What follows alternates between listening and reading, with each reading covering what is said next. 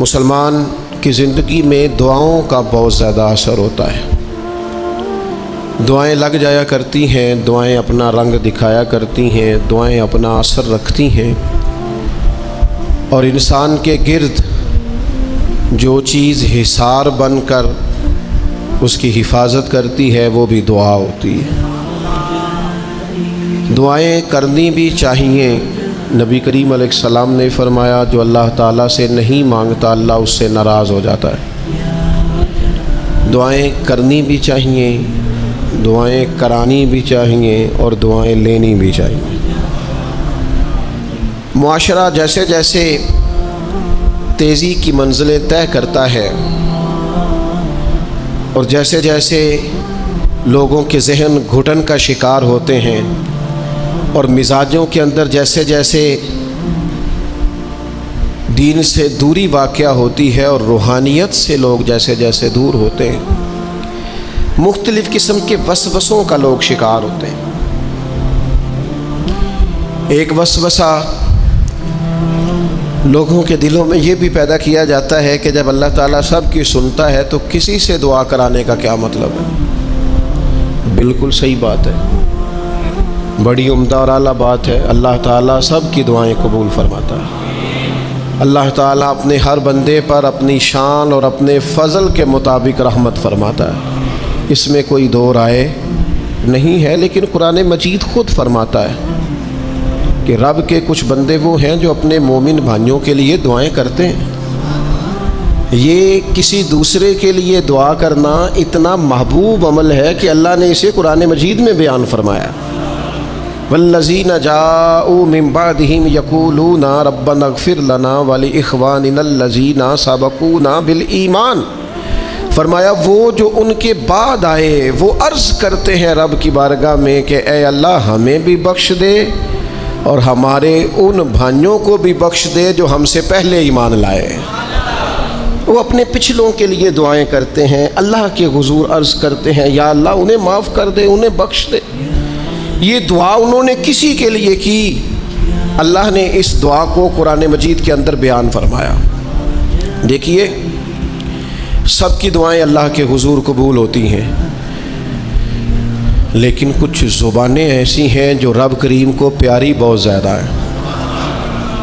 حدیث صحیح میں موجود ہے، نبی پاک علیہ السلام نے فرمایا، رب فرماتا ہے جب بندہ کثرت نوافل کے ذریعے میرے قریب ہو جاتا ہے تو وہ پھر اتنا قریب ہو جاتا ہے، اتنا قریب ہو جاتا ہے کہ میں اس کی زبان بن جاتا ہوں، جب بھی وہ سوال کرتا ہے میں اپنے فضل سے اسے عطا کرتا ہوں۔ بخاری مسلم دونوں میں موجود ہے۔ اب ایسی زبانیں جن کو اللہ تبارک و تعالیٰ کی بارگاہ سے یہ اذن مل گیا، کثرت عبادت، کثرت نوافل، زہد، ورع، تقوی، کہ اللہ کے حضور جب وہ عرض گزار ہوتے ہیں تو مالک ان کی دعائیں قبول فرماتا ہے۔ تو اب اگر کسی کو کسی ایسی زبان کی خبر آئی اور اس نے جا کے اس سے دعا کرائی اور اللہ نے اپنے فضل سے اس بندے پر رحمت کر دی اور دعا قبول ہو گئی، تو بتائیے حرج والی بات کیا ہے؟ اب اس پر بھی وسوسہ ہے کہ اللہ صاحب کی سنتا ہے، آپ نے فلاں کو دعا کے لیے کیوں کہا؟ اس پر بھی وسوسہ ہے۔ روحانی دنیا سے لوگوں کو دور کرنے کے لیے، اللہ کے نیک بندوں سے دور کرنے کے لیے، وہ لوگ جو مالک کریم کے قرب والے ہیں، جن کو قرآن مجید نے اولیاء اللہ کہا ہے، ان سے لوگوں کا رشتہ کمزور کرنے کے لیے ایک نیا رنگ، ایک نئے انداز میں بات کہ اللہ سب کی دعائیں قبول کرتا ہے، تم دعا کرانے جا رہے ہو، تم نے فلاں سے کہا میرے لیے دعا کرنا، تم نے فلاں بزرگ سے کہا میرے لیے دعا کرنا۔ تو میرے بھائی یہ تو بڑی آسان سی سادی سی بات ہے۔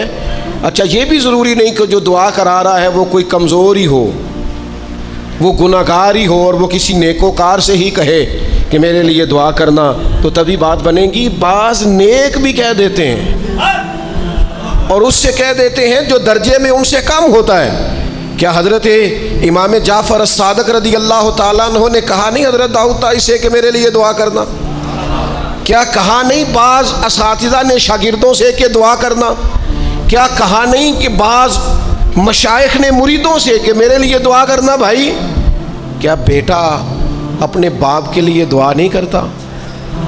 کیا بیٹیاں بیٹے ماں باپ کے لیے دعا او سنو نا یار، اس سے بڑی میں آپ کو بات کیا سناؤں، بخاری مسلم میں موجود ہے، حضرت عمر فاروق رضی اللہ تعالیٰ عنہ عمرہ کرنے جا رہے تھے، اللہ کے پیارے رسول، رسول رحمت، محبوب رب اکبر صلی اللہ تعالیٰ علیہ وسلم نے فرمایا عمر میرے بھائی ہمیں بھی دعاؤں میں یاد کرنا۔ اب بتاؤ اس سے بڑی مثال کہاں سے لائیں؟ حضرت عمر سے نبی کریم علیہ الصلوۃ والسلام نے کہا عمر میرے بھائی ہمیں بھی اپنی دعاؤں میں یاد رکھنا۔ تو اگر حضور جناب عمر سے کہہ سکتے ہیں دعا کرنا، مجھے بتاؤ حضور کو ضرورت ہے جناب عمر کی دعا کی؟ یہ کس لیے کہا؟ یہ اس لیے کہا کہ ہمیں سمجھ میں آ جائے کہ کچھ لوگوں سے دعا کرا لینی چاہیے، کچھ لوگوں سے دعا کرا لینی چاہیے، بس اس سے زیادہ جملہ نہیں کہوں گا، کچھ لوگوں سے اپنے حق میں کچھ کہلوا لینا چاہیے، کوئی گواہی اپنے حق میں کرا لینی چاہیے، فائدہ ہوتا ہے، اس کا نفع ہوتا ہے، اس میں بڑے راز مضمر ہوتے ہیں، اس میں بڑے عقدے کھل جایا کرتے ہیں، اس میں بڑی آسانیاں ہو جاتی ہیں۔ میرے عزیز نبی پاک صلی اللہ تعالیٰ علیہ وسلم نے فرمایا جناب عمر سے میرے لیے، حضور فرماتے ہیں اللہ کے کچھ بندے ہیں اگر وہ قسم کھا کے کہے نا یا اللہ ایسا کر دے، یہ بخاری مسلم دونوں میں موجود ہے، وہ قسم کھا کے کہے نا لو اقسم علی اللہ لا برا، وہ اگر قسم کھائیں تو رب ان کی قسم بھی پوری فرما دیا کرتا۔ اور میرے بھائی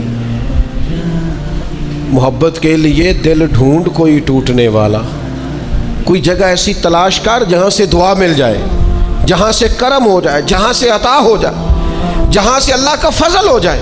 اور پھر ہمیں بھی چاہیے ہم دعائیں دیتے رہیں، ماں باپ کو چاہیے اولاد کو دعائیں دیتے رہیں، اساتذہ کو چاہیے شاگردوں کو دعائیں دیتے رہیں، مشائخ کو چاہیے عقیدت مندوں کو دعائیں دیتے رہیں، بہن بھائیوں کو چاہیے ایک دوسرے کو دعائیں۔ چلیں آپ آمین کہیں۔ اب آپ نے انکار نہیں کہ سارے دعا مانگے، یا اللہ ہمارے بھائیوں کو ہم سے زیادہ عطا فرما، یا اللہ بھائی کو ہم سے، یا اللہ بھتیجوں کو زیادہ عطا فرما، بھانجوں کو زیادہ عطا فرما، اللہ محلے داروں کو زیادہ عطا فرما، پڑوسیوں کو زیادہ عطا فرما۔ یہ مانگو نا دعائیں، اس میں بھلا ہے، اس میں نفع ہے۔ اب جنہوں نے پریشان ہو کے آمین کا ہے وہ خوش ہو جائیں گے۔ نبی پاک علیہ السلام نے فرمایا جو دعا تو کسی کے لیے مانگتا ہے اللہ پہلے تیرے حق میں قبول فرماتا ہے۔ لوگ خوش ہو گئے آپ لوگ۔ او بھائی دعا مانگیں کسی کے لیے، بد دعا نہیں کرنی، کسی کے لیے بھی بد دعا۔ ہمارے ہاں نا ایک بہت بڑا طبقہ جذباتی لوگوں کا ہے۔ ہمارے ایک استاد کہا کرتے تھے جذباتی لوگوں سے دوستیاں نہیں کرنی چاہیے، جذباتی لوگوں سے تعلقات نہیں بنانے چاہیے، اس لیے کہ جس بندے کا اپنے اوپر کنٹرول ہی نہیں تو وہ کسی کے حق میں کیا کرے گا۔ وہ کہتے تھے جذباتی لوگوں سے بچو۔ او بھائی ہم بڑے جذباتی ہو جاتے ہیں، ذرا سی شدت آئی نہیں گھر میں لڑائی، اور لڑائی بھی کس سے؟ گھر والی سے، بد دعائیں شروع کر دی، اپنے آپ کو بد دعائیں دے۔ لڑائی کس سے ہو رہی ہے؟ بہن بھائیوں سے، بد دعائیں شروع کر دی۔ ماں باپ سے لڑائی ہوئی، بد دعا دے رہے، اور بڑی بڑی تلخ ہو کے، بڑی بڑی سخت ہو کے۔ او بھئی آپ کیوں ایسے جملے کہتے ہیں، کیوں سخت لفظ بولتے ہیں؟ صحیح مسلم میں حدیث ہے، نبی پاک علیہ السلام نے 3 چیزوں کا نام لے کے فرمایا نہ اپنے آپ کو بد دعا دینا، نہ اپنی اولاد کو بد دعا دینا، نہ اپنے مال کو بد دعا دینا۔ ایسا نہ ہو کہ جب تم وہ دعا کر رہے ہو تو وقت قبولیت کا ہو۔ کبھی بھی اپنی اولاد کو، اپنے آپ کو، اپنے اموال کو بد دعا نہ دو۔ کیوں ایسے جملے بولتے ہو؟ یعنی غصے اور جلال میں بھی جب اپنے بچے کے لیے بات کرو تو پیار والی بات کرو، غصے میں، جلال میں، جذباتیت میں بھی بہن بھائیوں کے لیے، گھر والوں کے لیے، اپنے لیے بات کرو تو محبت والی بولی بولو۔ کبھی بھی اپنے لفظوں کو سخت نہ کرے۔ ہمارے ہاں 1 منٹ لگتا ہے، لوگ کہتے ہیں اللہ کرے میں مر جاؤں، اللہ کرے میں تباہ ہو جاؤں، اللہ کرے میں۔ او بھائی تو ٹھہر جا، اللہ تعالیٰ نے زندگی تجھے اپنے فضل سے عطا فرمائی ہے، تجھے کیا مصیبت بن گئی ہے، تو کہاں سے نکلا ہے، تو کہاں پہنچ گیا ہے، تو کیسے کہتا ہے میں مر جاؤں؟ تو اپنی جان کا مالک ہی نہیں۔ تو مالک ہوتا تو اپنی مرضی کے خاندان میں پیدا ہوتا، اپنی مرضی کی تاریخ کو پیدا ہوتا، اپنی مرضی کے ملک میں پیدا ہوتا۔ تو اپنی جان کا مالک ہی نہیں۔ مالک تو وہ ہے جس نے اپنی مرضی کی جگہ پہ پیدا کیا ہے، اپنی مرضی کا وقت دیا ہے۔ تو کیسے کہتا ہے میں مر جاؤں؟ نہیں، تو مر سکتا، اپنی مرضی سے مرے گا تو خودکشی حرام ہے، रब रसूल के रास्ते में मरेगा तो शहादत की मौत नसीब होगी, हमेशा की ज़िंदगी मिलेगी। वला तक़ूलू लिमन युक़तलू फ़ी सबीलिल्लाहि अमवात। लिहाजा जज्बातियों की बद्दुआएँ करना और सख्त बद्दुआएँ करना, मेरे अब्बा जी भैंस को बद्दुआ देने से भी मना करते थे। और मैं कभी कभी हैरान, जब हमने ये हदीसें पढ़ी ना बाद में, मैं कहना सा यार ये अनपढ़ बंदे ने कि तो सबक लिया। जानवर को, भैंस को, वो किसी वक्त वो तंग आते ना तो कोई सख्त लफ्ज़ कहता तो कहते ना भाई माल नू बद्दुआ नहीं दई दी। तो उस वक्त तो मतलब समझ नहीं थी कि यार ये मतलब माल नू बद्दुआ नहीं दई दी, एडी केड़ी मेरा मतलब है मुश्किल है। उन बंदा मज नू भी मंदा ना आखे। लेकिन वो जब रिवायात पढ़ी बाद में तो समझ आई कि कुछ उलूम किताबों में हैं, और चूँकि मुसलमान सीना बसीना आ रहे हैं तो कुछ तरबियतें ऐसी हैं जो लफ्ज़ों में तो नहीं, लेकिन बड़े बूढ़ों ने जो सुना सीखा है वो अपने पल्ले से बांधा हुआ है। उन्होंने अपनी गिरा से अच्छी तरीके से करके बांधा है। पर दुआ नहीं, आप दुआ करें, आप अच्छे लफ्ज़ों में। और कोई बंदा मिल जाए ना, मैं वैसे मैंने कई दफ़ा कहा है, फिर कहता हूँ, आजकल ना कोई मेरे जैसे बंदे को चलो ऊंची कुर्सी पे बैठता है, नमाज़ पढ़ाता है, पगड़ी बांधता है, तो कोई बंदा नेक समझ भी ले तो दुआ नहीं कराता, फ़ोटो ही लेता है। पहले लोग दूर से आते थे तो आके कहते थे दुआ कराने आए, अब वो कहते हैं बड़ी दूर से चल के आया हूँ जी, बड़ी मेहरबानी। तो कहते एक फ़ोटो मिल जाएगी। वो अल्लाह के बंदे, हम दुआ दे रहे हैं तो फ़ोटो ले रहा है। फिर एक और गल आजकल बड़ी आम है, वो कहते जी जरा यादगिरी रही है। तो मैं क्या गौस पाक दी कोई फ़ोटो नहीं, सानू तो हर वेले याद रहिंदे ने, कोई फ़ोटो नहीं, हमें तो कभी नहीं भूले। ख्वाजा अजमेर की कोई फ़ोटो नहीं, हमारी नस नस में आबाद है। इमाम आज़म अबू हनीफा की कोई फ़ोटो नहीं, लेकिन हम तो हनफी हैं, उनका नाम ले ले के जीते हैं। मेरे हज़रत साहब के साथ कोई फ़ोटो नहीं, जुर्रत ही नहीं थी, इतने काबिल ही नहीं थे कि साथ खड़े हो सके। वो मेरे घर कभी नहीं आए, और मैं समझता था घर इस काबिल भी नहीं कि इतनी बड़ी ज़ात को मैं कहूँ कि तू मैं को जीते दिल भर सोना। और कितना सोना, ओ सोना ते रज के सोना, ते सोना जिमें सवेरा, मैं को जाते रज के को जा जिमें हनेरा। कभी इतनी जरूरत ही नहीं की, इतनी ताकत के साथ खड़े होके कहें कि मैं तेरे बराबर हूँ तो तू फ़ोटो बना, इतनी जरूरत कभी हुई नहीं। लेकिन क्या करें, दौर बदला, हालात बदले, ज़माना बदला, तौर तरीके बदले। वो कभी लोग मशाइख के पास दुआएं लेने जाते थे, कहते थे हम आए हैं कोई दुआ कर दे। वक्त बदल गया, 30 सेकंड की वीडियो रह गई। वो खुदा के बंदो थोड़ा सा रूहानी ज़िंदगी की तरफ आओ, रूहानी ज़िंदगी की तरफ। ओ भाई दुआएं कराएं, अपने लिए गवाहियाँ पक्की करें, अपनी वालदा से, अपने वालिद से, अपने दादा से, अपने नाना से, अपनी नानी से, अपनी दादी से, अपने बहन भाइयों से, अपने दोस्तों से, अपने मुर्शिद से, अपने उस्ताद से दुआ कराओ। उनसे कहो एक दफ़ा मेरे लिए हाथ उठा दे अल्लाह की बारगाह में। मैं सही रवायत पेश करता हूँ, मेरे नबी करीम ने फरमाया था उमर फारूक से, सैयदना उमर से, कतई जन्नती उमर जिनका हुजूर जन्नत में महल देख के आए। नबी करीम ने फरमाया तो उमर, लोग हज करने आएंगे, जिहाद के लिए आएंगे, अगर यमन वाले लोग आए और तुझे उनमें से मेरा अवैस करनी मिल गया तो उमर उससे अपने लिए दुआ करा लेना। उमर अवैस से दुआ करा लेना, उसे कहना तेरे लिए दुआ कर दे। हज़रत फ़ारूक आज़म ढूंढते रहे, मुलाकात हुई सैयदना अवैस से, करनी से कहा दुआ कर दे यार मेरे लिए। वो ढूंढो, कोई बैठा हुआ मुझे दूर दुआ देता है, मैं डूबता हूँ पर समुंदर उछाल देता है। ओ भाई अपने हक़ में दुआएं, इल्तिजाएं अल्लाह के हुजूर। कुछ लोगों की अर्ज़, मैं आपसे अर्ज़ करूँ, कुछ लोगों को दुआ लग जाती है। आपको जो आदमी बड़ा चमकता दमकता उजला नज़र आए ना, उसका कभी माजी टटोलोगे ना तो कभी कोई उसके घर से रोटी खा गया तो फ़कीर और उसने ज़ौक़ से खिलाई थी। कभी पीछे से टटोलोगे तो कोई रोटी खा के दुआ कर गया था। कोई चंद घड़ियाँ दरवाजे पे रहा था, इसने नेकी की थी, दुआ कर गया था। कभी टटोलोगे ढूंढोगे तो बीमार माँ ने किसी को दुआ दी थी कि पुत्र अल्लाह तेरे ऊपर फजल करे। किसी के बूढ़े बाप बीमार ने दुआ दी थी अल्लाह तुझे किसी का मोहताज न करे। किसी ने दुआ दी थी وہ دعا ہے جو اس کے دائیں بائیں آگے پیچھے چلتی ہے۔ حضرت مولا علی شیر خدا رضی اللہ تعالیٰ عنہ گرمیوں میں بھی موٹے کپڑے پہن کے پھرتے تھے۔ لوگوں نے کہا حضور سخت گرمی اور پھر آپ تو بڑے دلیر آدمی، جوان اور گرمیوں میں بھی موٹے کپڑے۔ فرمانے لگے نبی کریم نے دعا دی تھی کہ اللہ علی کو موسم کی شدت سے بچا کے رکھنا، موسم کوئی بھی ہو علی پہ اثر ہی نہیں کرتا، شیر خدا پہ اثر ہی نہیں ہوتا، موٹے پہن لوں پتلے پہن لوں، اللہ میرے جسم کو موسم کی شدت سے محفوظ رکھتا ہے۔ اپنے لیے دعائیں سمیٹ چکروں میں نہ پڑھیں، وہ جی صاحب کی اللہ سنتا ہے، کسی نے کہا نہیں سنتا، لیکن کچھ ایسے ہیں جو ہاتھ اٹھا دینا تو رب کریم قبولیت سے فرماتے ہیں دیر نہ کرنا، ذرا جلدی جانا، قبولیت سے اللہ کہتا ہے۔ کچھ ایسے ہیں جو ہاتھ اٹھا دینا ہاتھ، تو اللہ تعالیٰ مرحوم خورشید گیلانی سے اللہ تعالیٰ ان پر فضل کرے، کچھ تھوڑا ربط رہا۔ انہوں نے نا ایک جملہ اپنی والدہ کے لیے کہا تھا، کہنے لگے میری اماں ان پڑھ تھی، اپلے تھاپتی تھی اور ان کا آنچل دوپٹہ بھی کئی دفعہ میلا رہتا تھا، پر مرحوم گیلانی صاحب کہتے ہیں میری ماں کبھی میلا دوپٹہ بھی سامنے کر کے اللہ سے میرے لیے رحمت مانگتی تھی تو مجھے لگتا تھا مالک نے فضل فرما دیا۔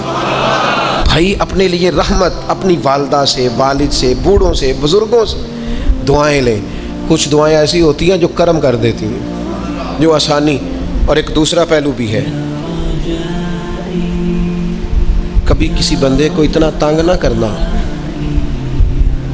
کہ وہ اتنی تکلیف میں آئے کہ وہ خود تو کچھ نہیں کر سکتا، ماڑا ہے، لیکن پھر وہ رات کو اپنے رب کی بارگاہ میں بیٹھ کے کہے کہ تو حاکم و عادل ہے مگر تیرے جہاں میں ہے تلخ بہت بندہ مزدور کے اوقات۔ پھر ایسا نہ ہو غریب ہے، ماڑا ہے، خود تو کچھ نہیں کر سکا، پھر اللہ کی بارگاہ میں تیری شکایت کرے، ایسا نہ کرنا۔ میرے نبی پاک علیہ السلام کے درویش صحابی تھے حضرت سعید بن زید رضی اللہ تعالیٰ عنہ، فقیر فاقہ مست، حضرت عمر رضی اللہ تعالیٰ عنہ کے قریبیوں میں سے تھے۔ ایک عورت نے الزام لگا دیا زمین کے قبضے کا۔ میں کیسے آپ سے کہوں کہ جب لوگ کسی ایسے شخص پر جس نے زندگی ساری دیانتداری سے گزاری ہو، لوگ الزام لگاتے ہیں نا، تو یہ بھی نہیں سوچتے ہم بات کس کے بارے میں کر رہے ہیں، کھلی ہوئی زبان ہوتی ہے، جو مرضی کہہ دیتے ہیں۔ حضرت سعید بن زید پر الزام لگا دیا، اتنا بڑا آدمی محبوب کا صحابی اور عورت نے الزام لگا دیا۔ اور جب اللہ والے بددعا دیتے نہیں، لیکن جب کوئی تکلیف اتنی دے، کلیجہ پھٹ جائے، پھر بندہ کیا کرے؟ وہی بات کہ اب وہ کچھ کہہ نہیں سکتے تھے، ایک عورت پر کس طرح کوئی بات ہو سکتی تھی؟ دونوں ہاتھ اللہ کی بارگاہ میں اٹھائے، یہ صحیح حدیث میں موجود ہے۔ دونوں ہاتھ اللہ کے حضور اٹھا کے عرض کرنے لگے مالک اگر یہ عورت جھوٹی ہے نا تو پھر اسے اندھا کر دے اور اس کی قبر اس کے گھر میں بنا دے۔ صحابہ فرماتے ہیں کہ حضرت سعید ابن زید کا تو وصال ہو گیا، زمانہ گزر گیا، لیکن ہم نے پھر اس بی بی کو اندھا ہوتے دیکھا ہے۔ پھر اس کے گھر میں کنواں تھا اور ہم نے اسے اپنے ہی گھر کے کنویں میں گر کے مرتے ہوئے بھی دیکھا ہے۔ اس لیے کہ جب آپ کسی کو تکلیف دیتے ہیں، جب آپ ستاتے ہیں، جب آپ وہ بات کرتے ہیں جو اس بندے میں موجود نہیں ہے، جب آپ جھوٹ بولتے ہیں اپنے نفس کی تسکین کے لیے، جب آپ زیادتی کرتے ہیں صرف اپنی انا کے لیے، تو پھر بعدوں کا دعائے ضرر نکلتی ہے منہ سے، دعائے ضرر، اور یہ رد عمل کے طور پر نکلتی ہے۔ نبی پاک رحمت للعالمین ہے، لیکن جب حضور گزرے نا ایک دن طواف بیت اللہ شریف کر کے، تو کفار نے پھبتیاں کسیں، بار بار بلا بھلا کا، ایک طواف بھی حضور نے کر لیا، دوسرا بھی کر لیا، تیسرا بھی، اور پھر انہیں اوجڑیاں ڈالی، کئی تکلیفیں دی۔ تو اس وقت حضور نے پھر دعا کی تھی اے اللہ گن لے ان لوگوں کو، گن مالک ان بندوں کو، یہ اتنی تکلیف دیتے ہیں۔ حضرت صدیق اکبر فرماتے ہیں وہ جن کے لیے محبوب نے اس دن دعا کی تھی وہ چن چن کے بدر میں قتل ہوئے، سارے گن گن کے وہ لوگ قتل ہوئے۔ کیوں ہم کسی کو اتنا ستائیں کہ اس کے منہ سے پھر ایسے جملے نکلیں جو ہم سے سنبھالے نہ جا سکیں۔ حضرت سعد بن نبی وقاص، بخاری مسلم دونوں میں حدیث، حضرت عمر نے انہیں کوفے کا گورنر بنایا تھا، حاکم بنایا تھا۔ کچھ لوگ حسد کی وجہ سے نیک لوگوں پر تنقید کرتے ہیں، اپنے ذاتی حسد کی وجہ سے اللہ کے بندوں کو ستاتے ہیں، پھبتیاں کستے ہیں، زبانیں کھولتے ہیں۔ اور آپ فرماتا ہے جس نے میرے ولی سے دشمنی کی میرا اعلان جنگ ہے، حضرت فاروق اعظم رضی اللہ تعالیٰ عنہ نے حضرت سعد بن ابی وقاص کو حاکم بنایا کوفے کا. تو کچھ لوگوں نے شکایتیں کی تو حضرت عمر نے کہا جاؤ پتہ کرو جا کے معلومات کی. تو ہر بندہ کہنے لگا اتنا اعلیٰ تو بندہ ہو ہی نہیں سکتا جتنے حضرت سعد بن ابی وقاص ہیں. ایک بندہ کھڑا ہوا صرف ایک. وہ کہنے لگا نہ تو یہ جہاد میں جاتے ہیں, نہ مال غنیمت صحیح تقسیم کرتے ہیں, نہ یہ عدل و انصاف کرتے ہیں. 3 شکایتیں اس نے لگائیں.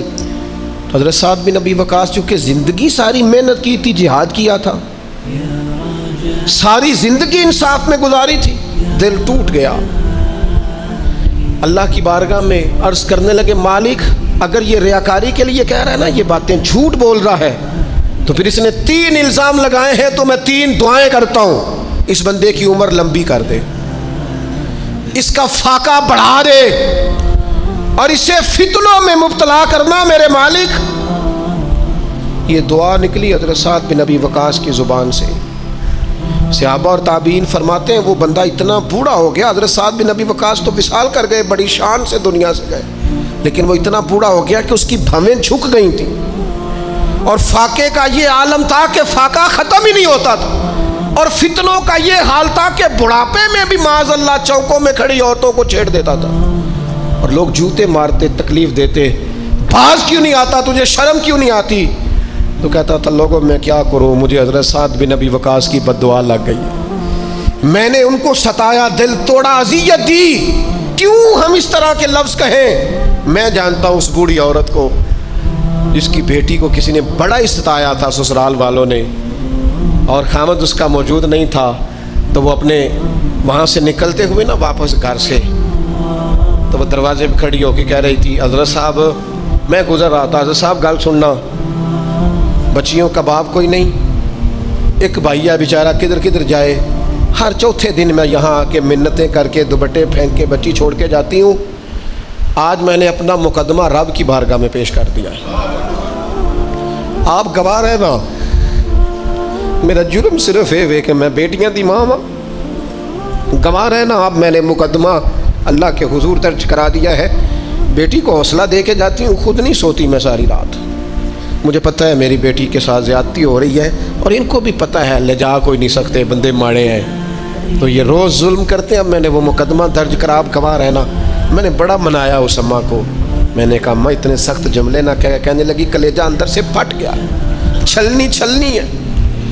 ایک شخص کے کمرے میں جاتی تھی معافی مانگنے, چلو بچی سے غلطی ہو گئی تو اٹھ کے دوسرے کمرے میں چلا جاتا تھا, میں دوسرے میں جاتی تھی, چونکہ میں بیٹی والی ہوں. اب میں نے مقدمہ درج کرا دیا ہے, اب میرا رب جانے بہتر انصاف, میں بڑا اللہ کا گناہ گار بندہ ہوں. میں نے پھر واقعی وہاں انصاف ہوتے دیکھا, میں نے وہ رنگ بدلتے اور حالات تبدیل ہوتے دیکھے. یہ یاد رکھنا زندگی خود بھی گناہوں کی سزا دیتی ہے, یہاں بھی زندگی خود بھی گناہوں کی سزا دیتی. یاد رکھنا, ذرا احتیاط سے منہ کھولنا کسی کے بارے میں, اللہ کے بندوں کے بارے میں اپنی زبانیں ذرا احتیاط سے کھولنا, ذرا خیال کرنا.